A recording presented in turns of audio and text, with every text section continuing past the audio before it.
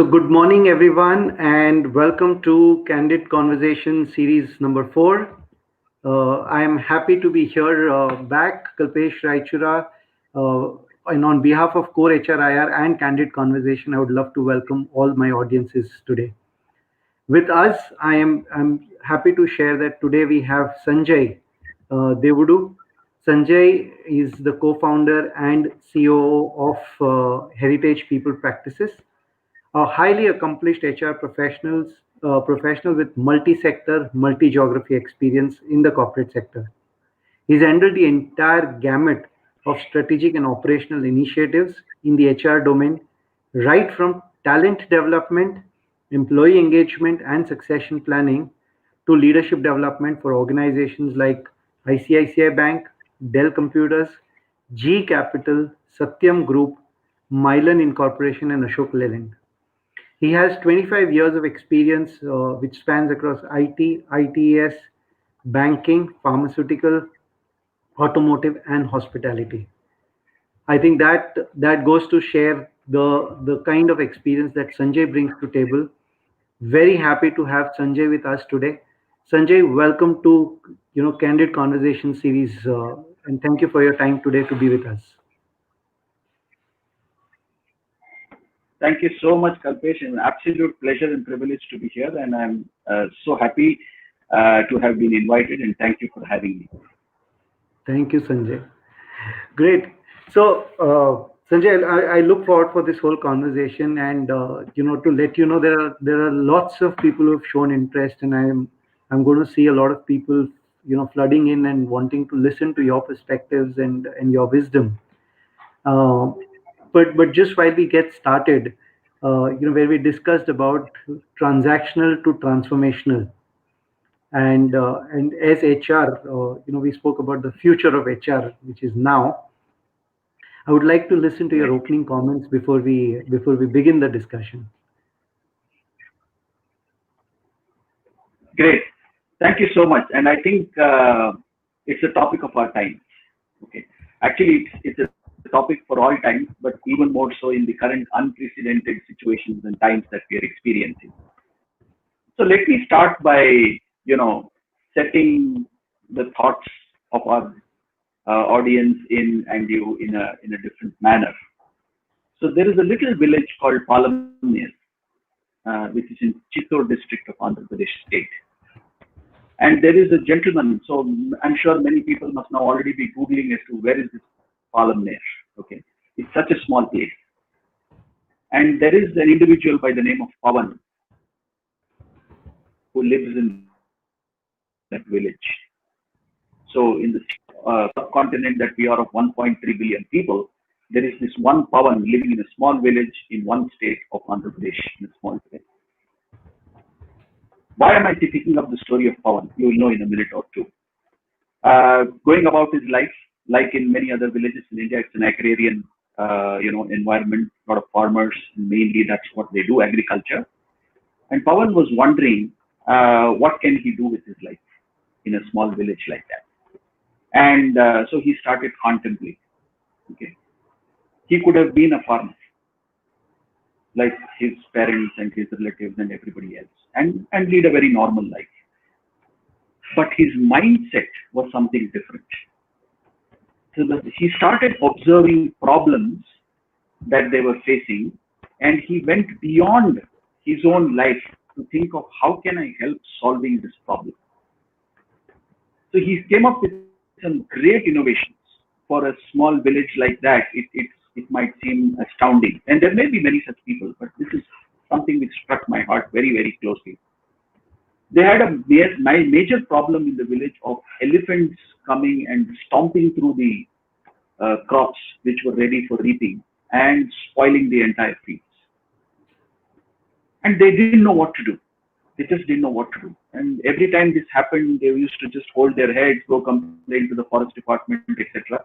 And they would come and give some placate their grievances by saying, we'll look at something and put up some fencing or something like that. And just, problem would recur. So in comes Pawan and starts thinking about why is this happening? What is this? They need food. We know that. That's why they're coming. How can I make this stop happen? So he started thinking differently to say, what is it that causes the elephants to stay away from my field? He started observing and studying about their nature, their behavior, and found out one small thing which could make a huge impact. He found that Mhm. the sound of bees, even if bees don't exist in that area, the sound of bees, the sound of bees is something that elephants are very afraid of. That's what he found. And he said, this is a point for me which I can utilize, a data point which I can utilize to solve the problem. So he came up with a little device which at periodic intervals of every 15 minutes, for about 2 to 3 minutes, it goes and creates a sound which is like there are bees in the area. And he got this device installed in different parts of the village around the fields, and the problem resolved. Okay. So the question, and similarly, he came up with another device where farmers had to wait for water supply, and it used to start somewhere around 2 a.m. And they had to, the moment it was 2 a.m. with an alarm clock, they had to start, rush, and run when they heard the water, go to the fields, get up at 2 o'clock, all those problems. So he came up with a simple device. He developed some sort of an app where the moment they hear the water starting, they could switch on the pump from their phones at home and go back to sleep. Our Wow. audiences might be thinking, how is this related to HR? First and foremost, it's not related to HR. It is about the transformational mindset of an individual, of how he or she can help in the overall ecosystem, on bettering the overall ecosystem, whether it is in Palamner village or in a corporate setup. So it's about the transformational mindset that really struck close to me. And that's why I started off with this. So it is about how you think and what is your mindset of what is your ultimate objective. I thought it was a beautiful anecdote for me to relate to, and I thought I'll share that with you guys. No, I think that's a beautiful story. I think that's a very inspiring story, and Pavan, Pavan stays with me. So Sanjay, what I'm getting present to, that if I look at that small village, considering that that was an organization, then there was probably the panchayat head or the sarpanch who was the CEO of the organization. Then there would be people who are responsible for different duties for the village. And Pavan might have been one of the doers, where he's expected to live by the norms and live in the boundaries and follow the policies of the village, and stay with that. There was probably no expectation, or if I say a defined thing from Pawan, that no, you are supposed to actually do this and this. And yet he actually managed to bring about the difference and bring about the change by taking that ownership. I think I'm clearly able to relate that back to our corporate world, and actually look at how it Absolutely. expands the whole thought process for us. I think that's a beautiful story to start Absolutely. with, Absolutely.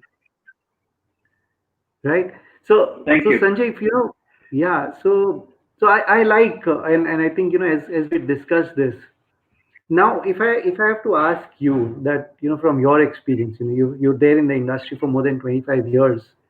uh, if I probably may ask you to tell me about what have you observed as the core strengths of all of us, who are HR professionals and who work with HR professionals, and the areas that probably we also need to start looking at.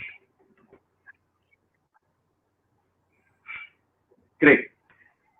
Thank you. That's a great question. So I look at it from this perspective. Having spent more than 2.5 and close to 3 decades, I've actually seen the evolution of HR as a function. And if I plot it on a graph and say, how has the HR function evolved, not the HR professionals, how has the HR function evolved in terms of its responsibilities and the accountabilities that are due from HR versus how have HR professionals progressed as HR professionals in tune with the change that the function has seen. And if I plot it on a scale of 1 to 10, let's say, I think the function has definitely evolved from 1 to 9, if not 10. And we are at the 10th stage right now. But even if I'm a HR professional myself, and I don't mean to discredit my fraternity members, but I think as professionals we have moved the scale from 1 to probably 6. Okay, first. We had a lot of focus, or the primary focus of HR in the past had always been around personnel management, so to speak. And what I mean by that is predominantly factory-oriented environments, unions, labor, contract labor, and then even if there were service organizations, it was more to do with leave, attendance, payroll, and managing their exits and so on and so forth. Still very important functions, but that piece of work is no more considered worth a person's productive time. There is enough technology, there are enough machines to do that job. So what is it that has changed is the application of a person, of a HR professional's time towards betterment of the organization and helping the organization grow. And by saying that, I don't mean to say in terms of number of people or hiring more people or managing their payroll or making more complex benefits and compensation structures. That's not the point. Point is, how has talent been utilized? Okay, how has the business grown with the existing talent? And how much of value add have HR professionals brought into the talent landscape? That's that's the broad spectrum of change that has come about from an organization perspective. From a HR professional perspective, like I said, I still believe we have a long way to go, but though we have changed. But I think we are still somewhere stuck between the comfort zone of as long as I manage attendance, payroll, hiring, exit, I'm done with my job. And periodically, I need to make sure I do some Rangoli competitions or kite flying or Diwali or Dasara or something. Employee engagement goes way beyond that. And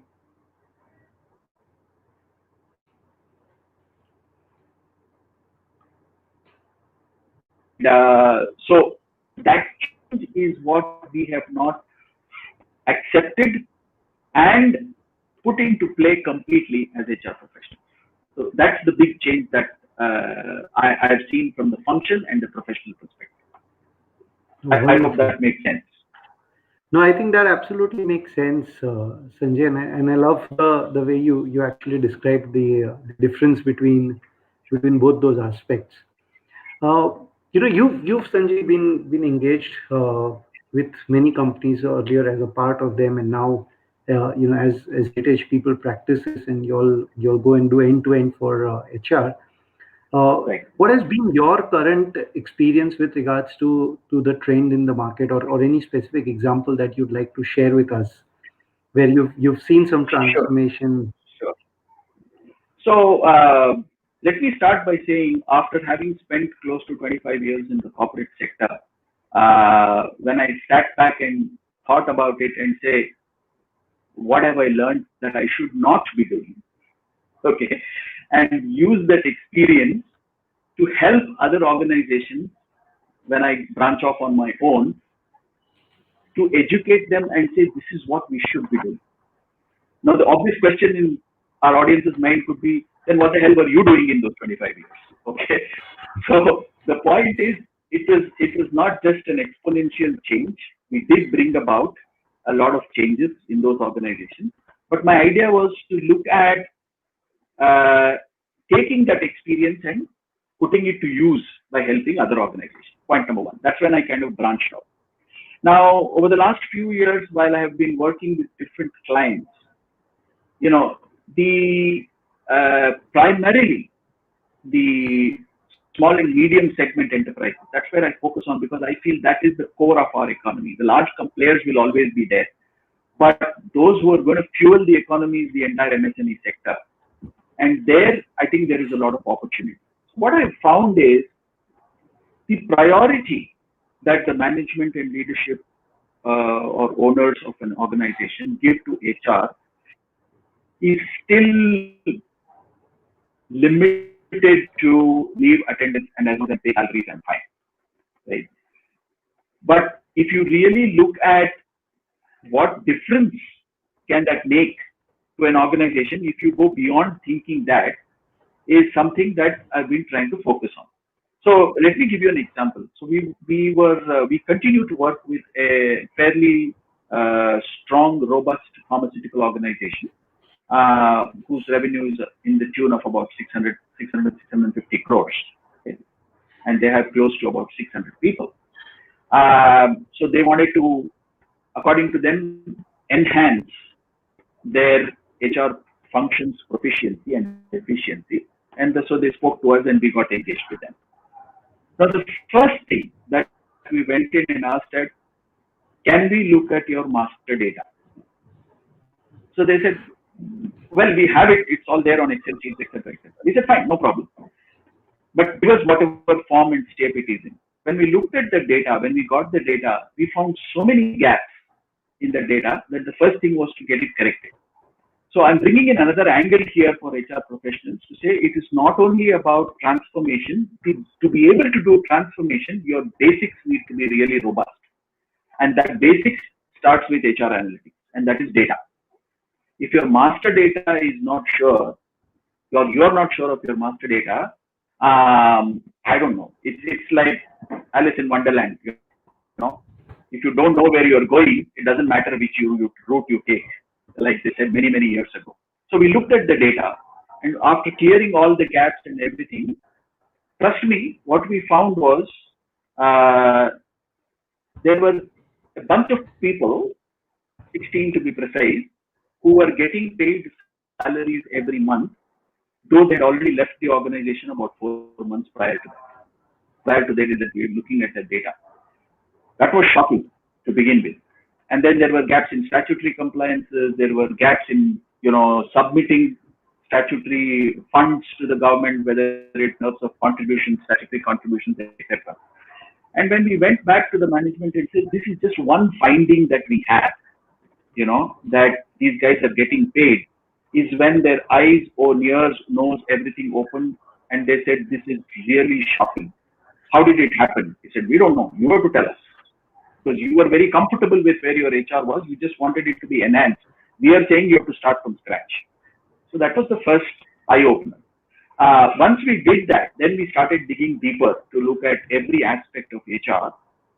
And we found that there was another major, goof up that was happening, that we found that an entire area of operations within that organization was shut down. Okay. When we looked at who are all the people, was completely shut down. And we said, because we were looking at how many people are working in each of these divisions and what is the contribution of that division to the overall organization. So when I mentioned the 650 crores, we were just trying to understand who is contributing to that, 650 crores. Is it a product? Is it a division? Is it one segment only, or is it one particular, product or a set of products, whatever it was? When we did that, we found that one entire division was shut down. So as HR professionals, the immediate question was, we looked at the data and said there were 80 people working in this division. Where are those 80 people today? You must have redeployed them. If the entire operations were shut down, nobody had the answer. So we actually had to go in, including the management. So we actually had to go in, do some deep dive and understand. We found that those 80 people were very much in the system, were coming into work every day, were just hanging about, spending their 8 hours in the kitchen or in the pantry or wherever it was, and just whiling away their time and promptly logging out, punching out at 5 p.m. and going home and getting paid every month. So the obvious question to the HR team was, where were you guys?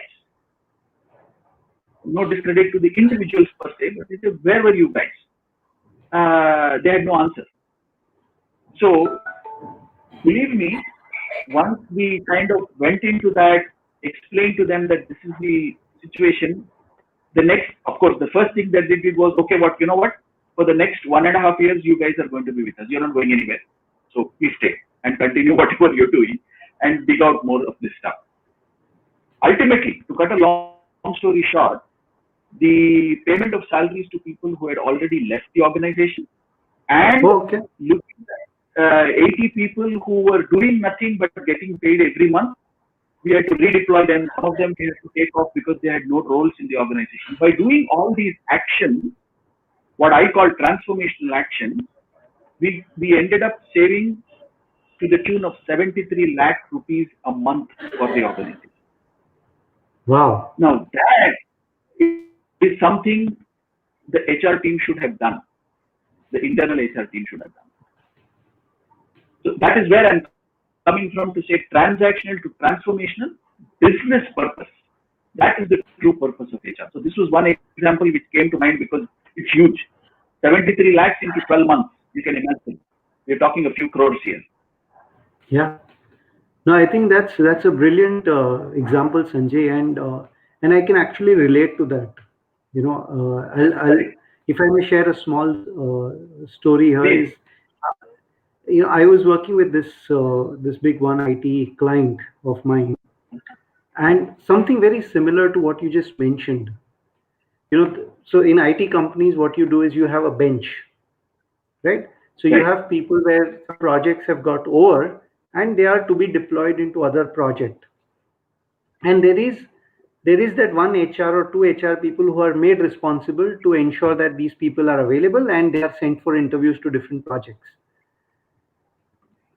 And believe me, Sanjay, at each regional level, they have an X Mm-hmm. amount of number of people, who are responsible.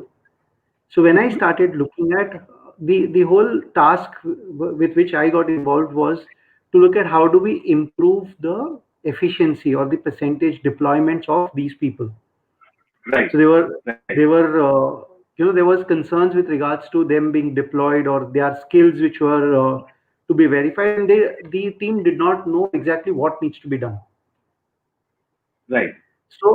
So as you said, the first thing when I sat with the HR and I said, so, what do these people do? They're like, no, I have the Excel sheet, and we've got mapped it with them of what skill sets they have, what location they are from, and I said, okay, great, the Excel sheet is ready, but now tell me, and they also had the tenure, said since how long they have been on the bench. Right. So I said, Okay. okay, wonderful, thank you for sharing that. Now tell me, what do these guys do? And the answer was they punch in at 9 o'clock and they punch out at 5 o'clock. Imagine. And the whole question was, what do they do during the day? They're not allowed to carry cell phones inside.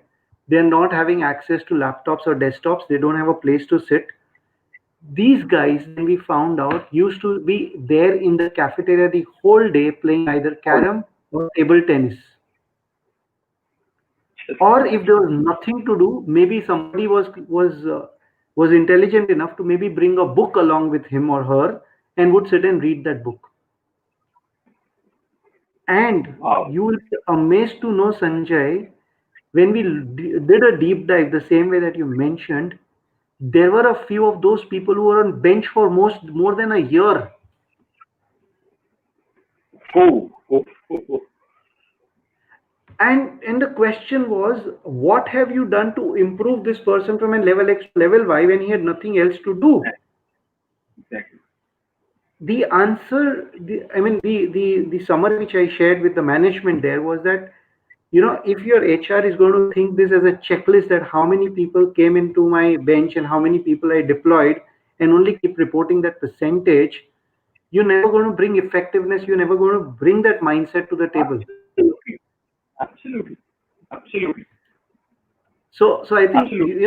where you clearly said, I think that's a beautiful thought of what are the amount of leakages that people will have in their systems right now, which are not even present to anyone. Exactly. So Exactly. great. I think that was wonderful. We have a question. If I may, I'll continuously keep seeing if there are any questions from the audience, Sanjay. So Absolutely. yeah, Veer has a question which he's put saying, "What's your thought on taking organization to the next level, like 5x, 10x? Will the Great. same team can take up, or we need to get new teams with such experience?" And he's mentioned that his question is with regards to the difference with talent management. Okay, great. So thank you so much. It's a very interesting question, and talent management is kind of while I'm an overall HR professional, that piece is pretty close to my heart. My belief is it's like this: when a child is 6 months old, right? A pair of shoes that we use for the child will not fit when the child is 9 months old, and will not the same shoe will not fit when the child is 12 months old, will not fit when the child is 4 years old, and then so on and so forth. Similarly, what is important to analyze is what state of maturity and size is the organization at today. So if I go and tell a startup organization that I work with today, if I go and tell them, you know what, you want to be 350 crores in 3 years from now, so you should have a HR team which is approximately about, let's say, 15 people. So let's hire all 15 people today. Is that going to make sense? No. It's like trying out a 6-year-old shoe for a 6-month-old child, the reverse trend. So you need to, as a HR professional, my job is to understand where is the organization at, what is the business, understand a bit of depth of the business, and then suggest the size of the shoes. Right? So what team will the same team take up the need? Maybe today, yes. Will 3 years from now the same team suffice? May not be. But then there are two ways of looking at it. So then the obvious question that the fear that the HR team might have, or the current team might have, is, oh, if there is a new team, what happens to me? That is again, I'm saying, in your hands. Your ability to add value to the business, your ability to proactively think and suggest solutions on how we can grow and what needs to be done to manage the growth will be a value addition for yourself and the organization, and automatically your growth to that next new team is guaranteed. And I would love to quote here, most of you may have read this book by Malcolm Gladwell. He very simply gave the title of the book itself to say, whatever got you here will not get you there. So your thinking needs to keep changing. So if Pawan from Palamner had continued to follow the same practices that his elders were saying, every time there was an elephant raid, he used to go to the forest. He also went to the forest department, complained to them, came back and sat and that they will do something. Problem would not have got solved. He put his mind to it and said, I must find a solution to this. And therefore, where is the weak link? What happened? Be sound, put the device, put it there, problem solved. Where is Pawan today? He runs his own company called Innovations. And he develops a lot of these devices which are helping different sectors of the society. So that's my answer. To say today the team might fit, but in 5x, you might have to have a new team. But are you part of that new team is the question you should be asking yourself. I hope that answers the question, Dave. I think I'm sure it answers. And I think I love the way you actually put a beautiful analogies, which relate to life, because I think that's so real, and that makes it that appeals. People can connect to that very easily. So Sanjay, while I'll keep taking questions, from teams, and there are a lot of questions which are coming. But I wanted to ask you that, a lot of, so I worked in large multinational organizations, then I've been consulting medium scale and small scale industries, and I've seen the bandwidth and the kind of thought processes which differ. The concern, or which I want to ask you, is that in a lot of medium MSMEs, if I may say, or medium scale enterprises, most of the times I see that the HR and admin roles are played by the same person.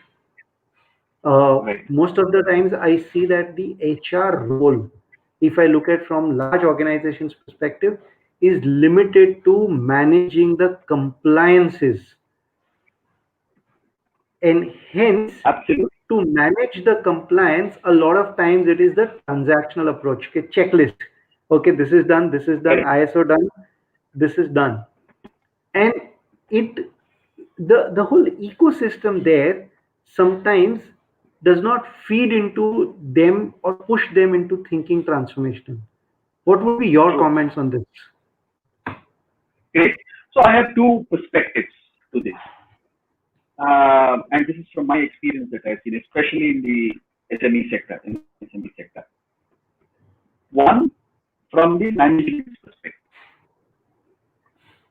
HR is only looked at as a cost, not as an investment. That mindset needs to change. Number one, and because cost is the primary driver of how HR is perceived, what you get on the ground is related to the cost.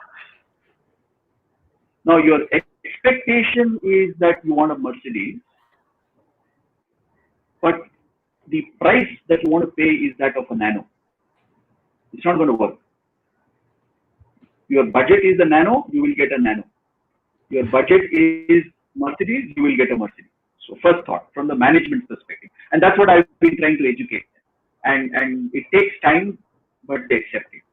Now, from the HR's perspective, it's a combination of the individual capability and the environment that they're operating in. And I think the second one can be managed. The first one really need to take some hard stances depending on the person. The idea is, what have you as a HR professional done to influence the management's thought process in making sure that their perception of HR changes? Beautiful. So, yeah. So the MD comes, and this is a very common occurrence that I have seen. The MD comes in and says, I need performance appraisals done. Okay, one statement made and gone, and I want it done by this month end. And this HR professional says, yes, sir, or yes, ma'am, it will be done. How? Have you thought about it? Can you do it? Is it enough time? I'm just taking a very simple example. Do you have enough time? You're already sitting on 15th September, and by 30th, he has told you for 600 people you have to complete performance appraisal, and you agree. Whose fault is it? You fallen into the trap. So then the standard answer that I get is to say, but he's the boss. He said, agreed. But if you want to make a difference, right, you have to use your influence within the system. I'm not saying you run to the boss and tell him, sorry, boss, nahi hoga. It's not going to happen. That's not the right thing to do also. What is the influence that you have built as an HR professional with other people in the organization, other influencers and other senior stakeholders in the organization?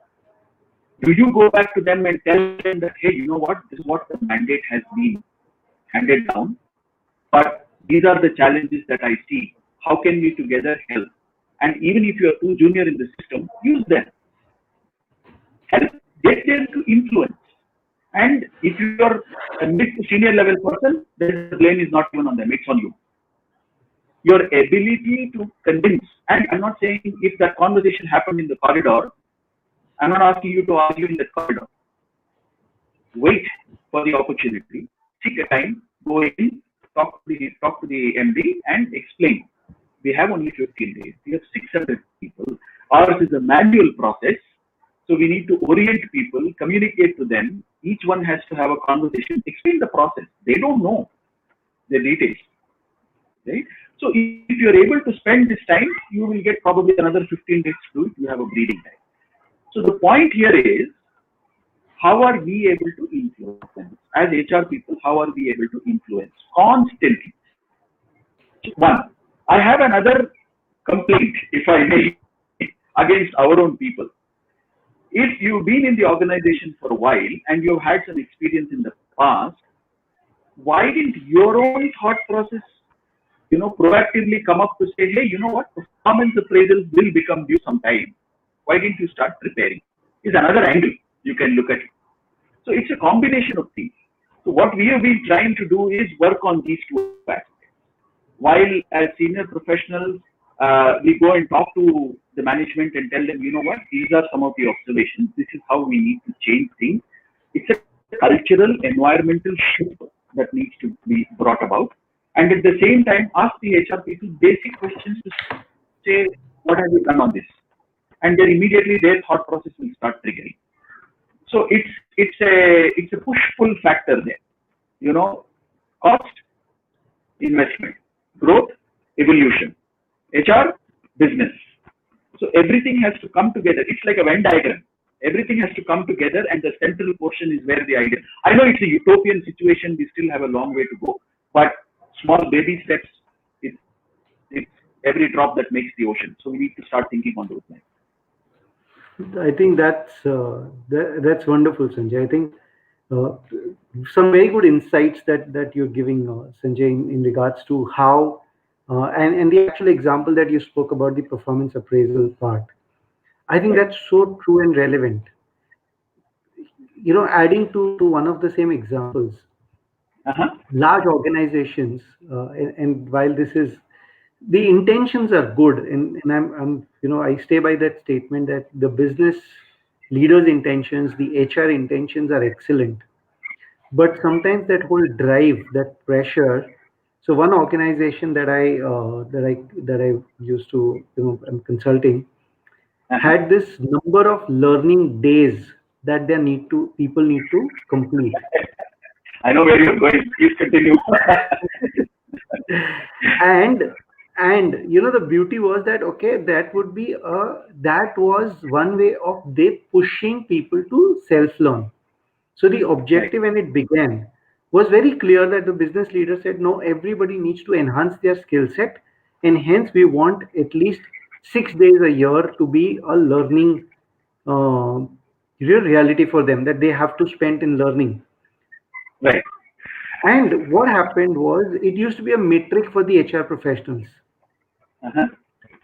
So the 6 monthly appraisals would always take a hit, that the data point would say, okay, 1 day complete, 1.5 day complete as an average.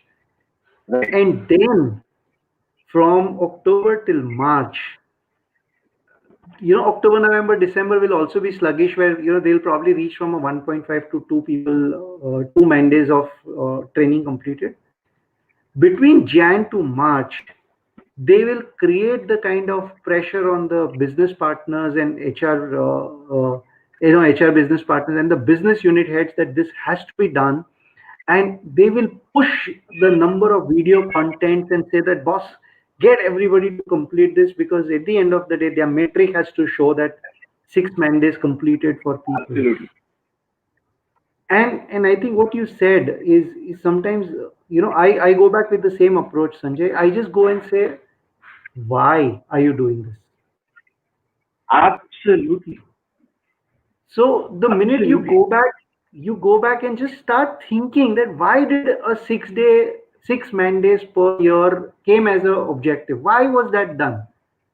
And then, rather than keeping transactional matrix there of 6 days completed, this completed, this completed, can you probably look at from a competency perspective, from a rating perspective, from the initiatives perspective, from your from the innovations that happen, from the process improvements that happen, that will tell you whether that learnings have happened or not happened.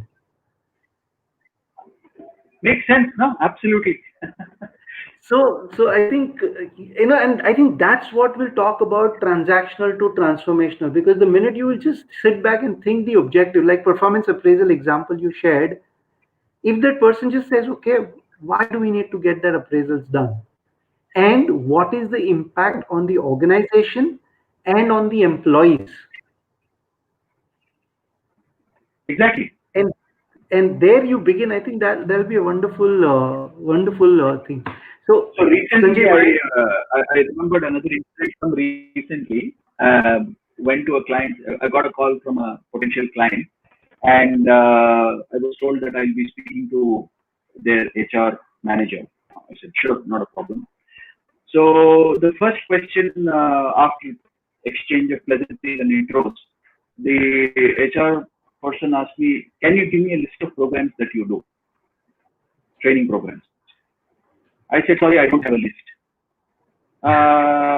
Then the response from the person was, but you said, I was told that you do training. He said, I do training.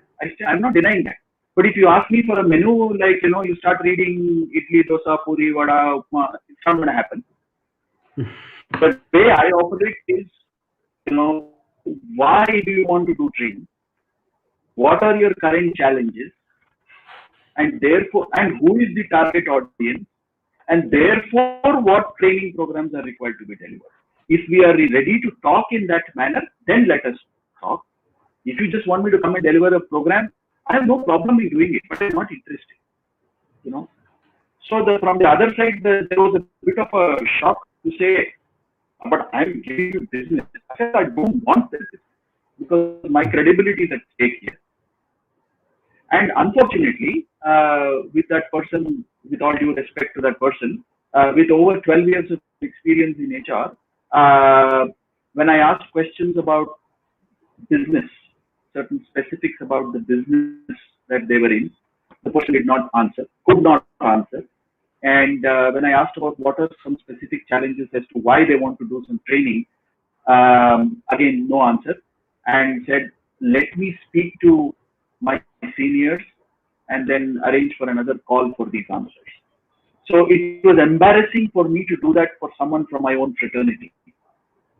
So my request and humble submission to all members of our fraternity is, if you want to really transform, forget your organization for a moment. If you want to first transform yourself to the next level, then you have to start thinking differently. Become a Pawan from Palamnes. No, I Over to think you, that's Pratish.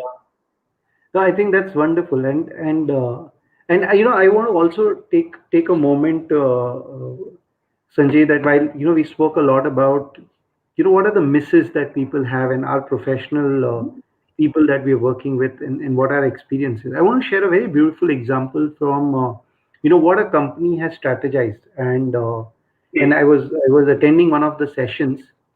And I wouldn't want to name that company right now because I don't have the permission Sure. from them to do so. But what that company and the HR works with the business head in partnership, complete partnership. And one Lovely. of the things, one of the things that they have done, when they started growing, it's a company which is not very old, about 10, 12 years in existence, and they've constantly worked in partnership. So one of the things that they worked out as a HR policy, they do not have anything called as a leave policy in the organization. Lovely. Okay.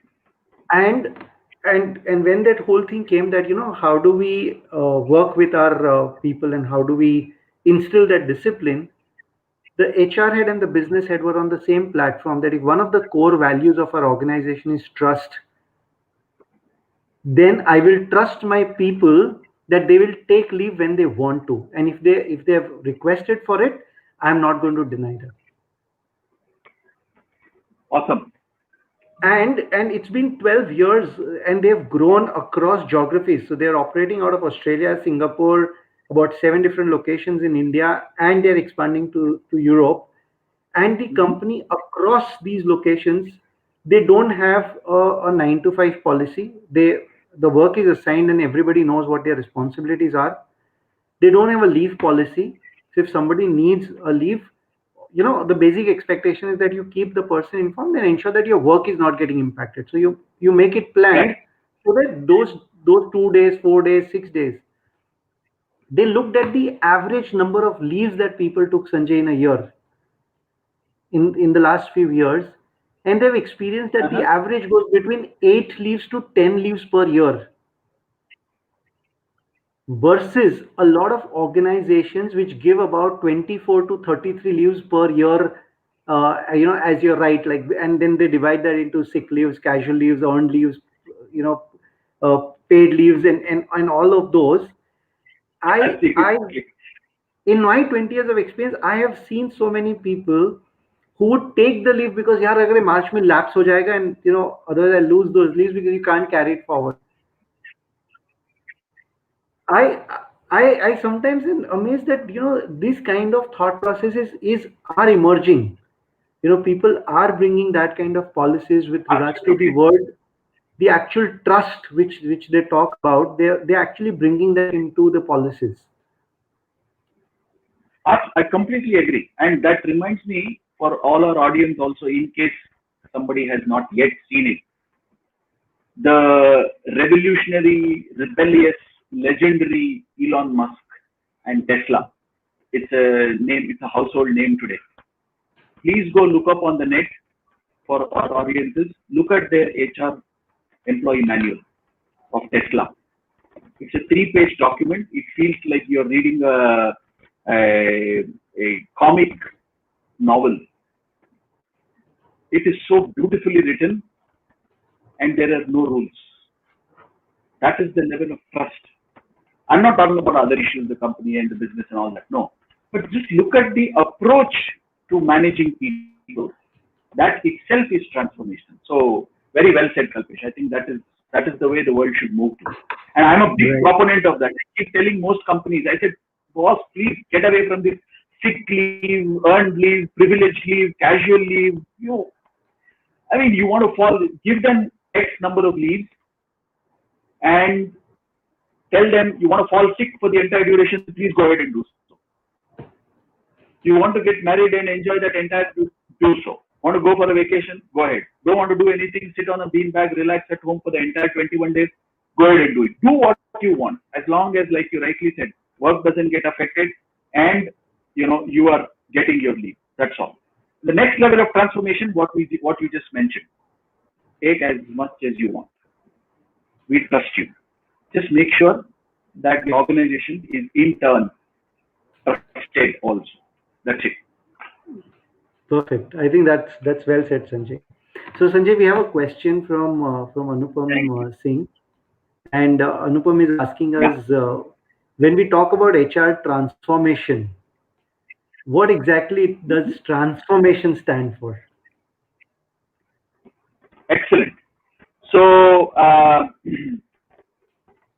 the simplest example I want to give you, in the life cycle of a butterfly, when you look at the first and second stages of the life cycle, is it something that you will enjoy looking at when it is in the larval stage or the pupal stage?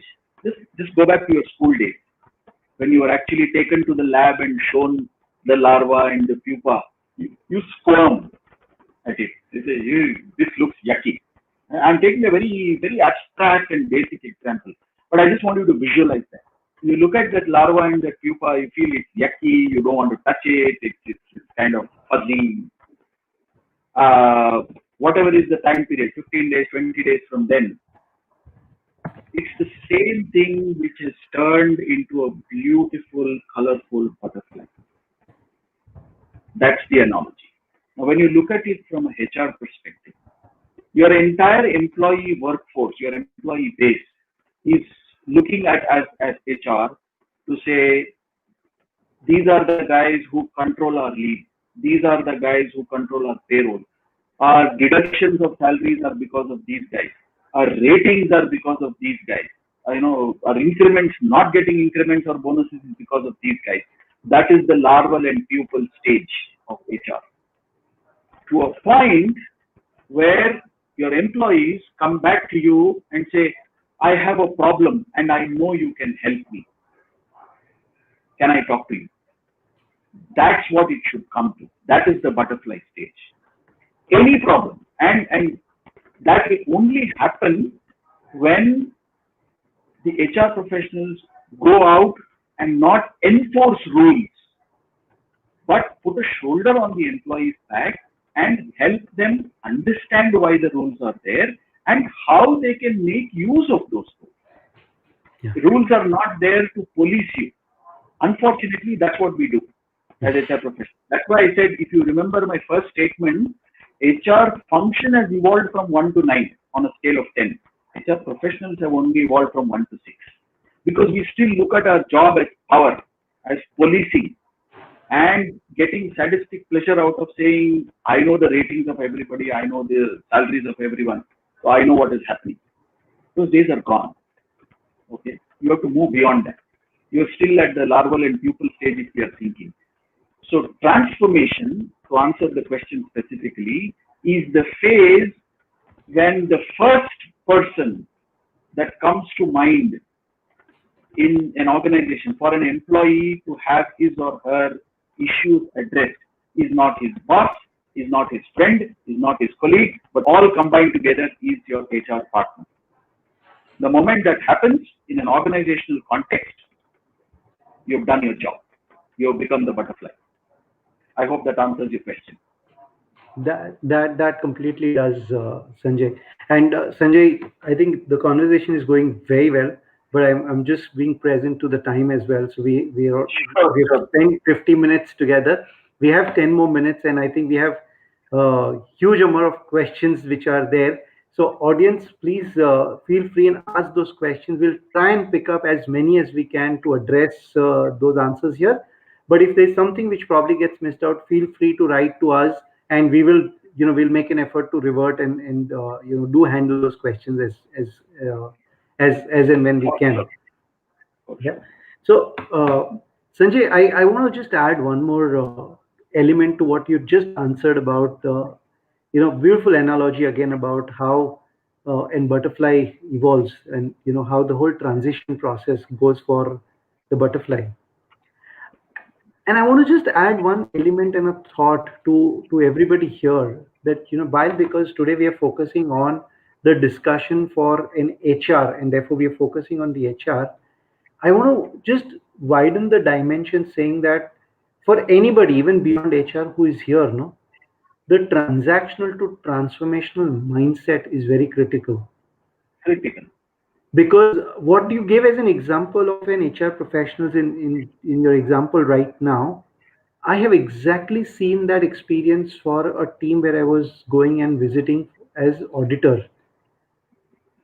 So the audit team operates from power, operates from that, I'm here to make sure that you've done this, it's control. But the actual essence of audit, when I go back and read the entire spectrum, the context of audit was to support you and guide you so that you're meeting those things which are bare minimum and you do not fall into it. It helps feed your growth. It helps feed your, it's like it's a lighthouse that keeps you in the direction of your, growth that you've chosen. It is not to control that you've done this, you've done this, you've done this. Exactly. We've seen a lot of companies who have been certified in certain benchmarks and certain standards, and have been failing in their profits, and have been failing in their attrition rates, and have actually gone bankrupt. And why is that? Because the thought process, the mindset of being transactional to being transformational is actually applicable to all of us, disregards to the hierarchy that you have, or disregards to the role that you have, the function that you have. Absolutely. In fact, there was a recent survey by one of the institutes in the UK, and it was a very interesting. So they did a survey around: do you think HR deserves a seat on the board? That was the question, right? One of the questions on the survey, and this was sent out to about 1,500 business leaders and CXOs and CEO level individuals. Believe it or not, 74% of the respondents said that HR deserves a seat at the board. When I read that, the immediate question in my mind was, if we go and ask the same question and analyze what the HR professionals have to say, a lot of them might remain confused to say, do I really need it? I'm doing my job. It is the same job that we were talking about, of transacting. You need to think beyond that.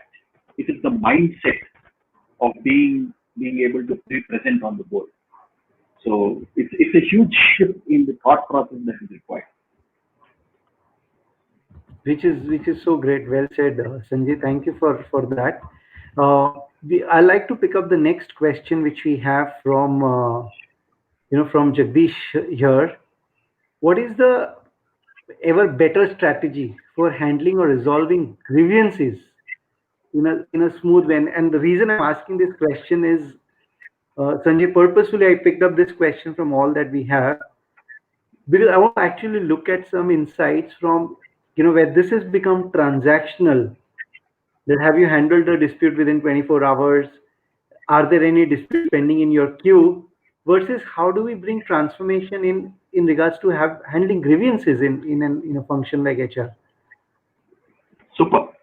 So, Jagdish, the best way I can answer this question is an example comes to mind in one of my previous experiences. A lady employee who had just delivered a baby and had utilized her statutory leave that is allowed by the law, and that's it. It was over. But because of lack of support at home, when I say support, I mean people not being there, being a nuclear family, she requested for 3 months of extra leave and said, I don't mind if it is loss of pay, but I need that extra leave. And so please grant it to me. So the response of the manager apparently was that there is too much of work. You have already taken your 6 months. We cannot give you any more leave. That was the first response of the manager. So my HR team member, who was part of that conversation, tried to have a conversation with the manager who said, hey, नहीं होता boss, काम है, चाहिए, आना है, over. So obviously that lady escalated it to me. So she wrote me a mail and said, sir, can you please do something about it? So I looked at it, I went back to the manager and I said, why don't we have lunch together? So I just took him, and not it was not a big conversation, it's just generally. And I asked him, I said, boss, you know this case? He said, yes. Fortunately, because I relate easily to people, I knew about his background and his family also. I said, when your wife who was working with a bank, who works with a bank, delivered her second child and her boss refused the extended leave, what was your reaction? Because he had told me earlier that he said, अरे उसका boss भी ना यार घंटा नहीं दिया यार, इसके लिए मैं 4 दिन लीव ले रहा हूँ. I said, why did you say that? That's all I told him, Jagdish. The next thing that happened was the lady got her 3 months extended leave. So what is the point here? What is the point of the story? The point is, you have to influence the thought process, or you have to think what would be your situation if you were going through a similar thing. What would be your thought process in a similar situation within your family, within your friends or colleagues or whoever? Are you able to influence that kind of a thought process? So obviously your next question would be, but you knew about his wife, therefore you were able to convince him. That's not the point. Point is, how would you look at that situation if, or what would you expect as a response if you were in that situation? You have to put yourself in the person's shoes and not refer to a 32-page manual, page 26, paragraph 3, subclause 1, and so on and so forth. That is the unfortunate part that we do. We need to be able to go have that conversation, convince or be convinced, and then you can go back with an answer. That's the only way. Beautiful. I think that was answered very well, Sanjay. And I think I would also want people to just go back and look at. So while we were preparing for this session, Sanjay, I was going and actually looking at websites and looking at a few names of leaders who have grown from CHROs or HR heads to become the CEOs of the organization. Right. And take my word, you have very few examples. Very, very few. And then if I also remember and go back and think about this area, how many HR heads or organizations have demanded that we want people from business units to come and be a part of the HR. I think there is Exactly. humongous story. I am one of those cases. In my 22 years of corporate career, I was never a part of HR. Right. But that's something that resonated with me, and today I'm working in this field. But the reason I'm highlighting this example is because for our fraternity to increase that awareness, to increase that ownership, that you're doing your job well, no doubts. You are a Absolutely. well established HR leader. Now, can you climb the next ladder which says you are an excellent business leader, managing Absolutely. HR function? Absolutely. So that's Absolutely. any closing comments from your side right now, Sanjay? It's Two it's things, been a two or three things. I just want to tell our brothers and sisters, if I may, from the HR fraternity, think beyond.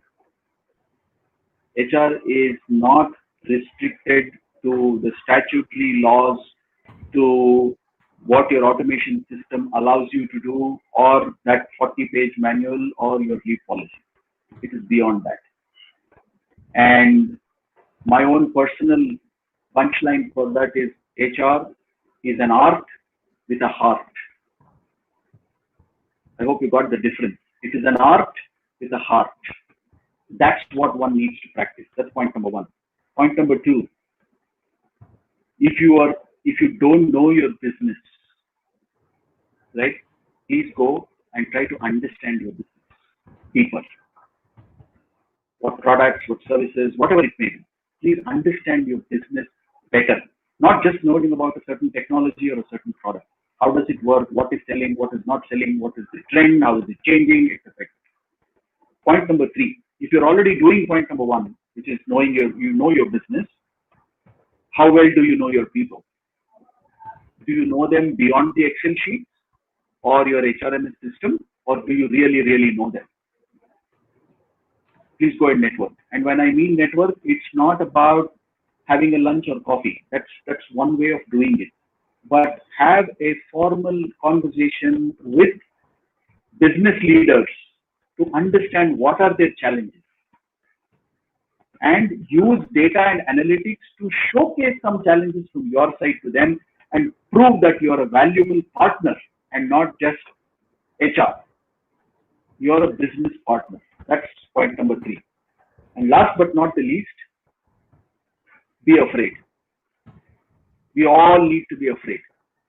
If you're wondering what the hell is this guy talking about, the way the world is going digital, technology is taking over our lives, and artificial intelligence becoming real intelligence, we need to adapt to the times and of bring about a change in ourselves in what we want to do and what we are doing and the way we are doing it. Otherwise, technology will take away our jobs. And I repeat, what got you here will not go to you there. So think big, think different, act different, and help groom yourself to a transformational level. Thank you. Thank you so much, Sanjay. I think from my side and from Core HR, IR in Connect Quotient for being a part of a session like this. I think I should compliment the way you relate the examples from real life, the analogies that you bring, the thought processes that you shared. I am left with a lot more learning and a lot more insights. So really humbled, and thank you for accepting our invitation to be here. Uh, stay connected, stay safe, and God bless you. Thank you very much, Kalpesh. It's an absolute privilege to be here, and I do hope the audience enjoyed the session. Thank you for your kind words, and look forward to keeping in touch and doing more together. Thank Thank you you, so much. everyone. Thank you, Bye bye. everyone. Thank you. Take care. Bye.